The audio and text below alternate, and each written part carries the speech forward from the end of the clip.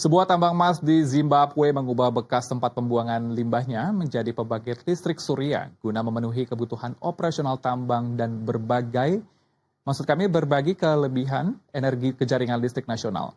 Proyek di wilayah barat daya Zimbabwe ini menuai pujian dari para pegiat lingkungan. Selengkapnya kita akan saksikan dari liputan VOA berikut ini. Setelah kehilangan waktu produksi berjam-jam akibat kelangkaan listrik kronis, tambang emas Turk di Zimbabwe memutuskan untuk bertindak.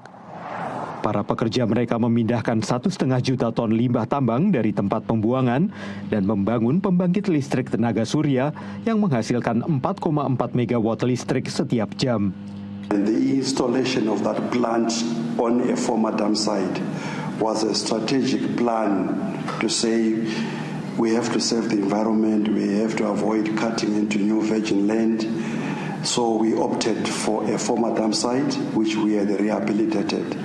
Since then, the generation from the solar plant is able to run the plant, every equipment, every asset that we have on the mine, and with excess, that power is thrown into the national grid.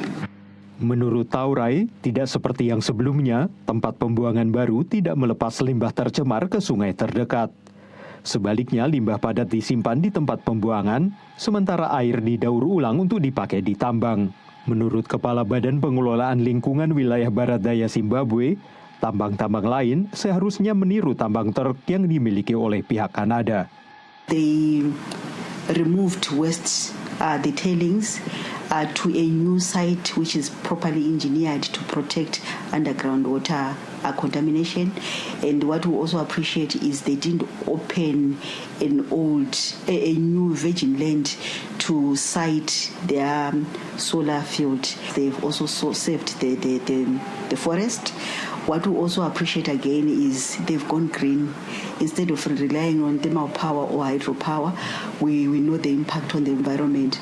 Menurut pihak tambang Turk dan para ilmuwan pemerintah, proyek tenaga surya ini tersebar di lahan seluas 3,6 hektar dan akan menghemat 5,4 juta kilogram batu bara per tahun untuk energi panas, atau sekitar 117 juta liter air untuk pembangkit tenaga air.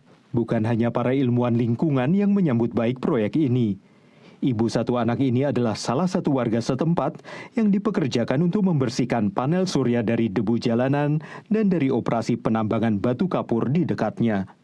My life has changed financially. I'm now able to pay for my child's school fees, buy uniforms, and I'm able to do whatever he wants to do in life. As a mother, I'm able to do these things. Perusahaan listrik Zimbabwe mengatakan dengan adanya seruan global akan energi hijau untuk mengurangi emisi, maka upaya proyek pembangkit listrik tenaga surya Turk Mine ini patut dipuji. Terutama di Zimbabwe, tempat kelangkaan listrik makin memburuk akibat kekeringan di kawasan tersebut. Dari Arlington, Virginia, saya Helmi Yohanes dan tim VOA.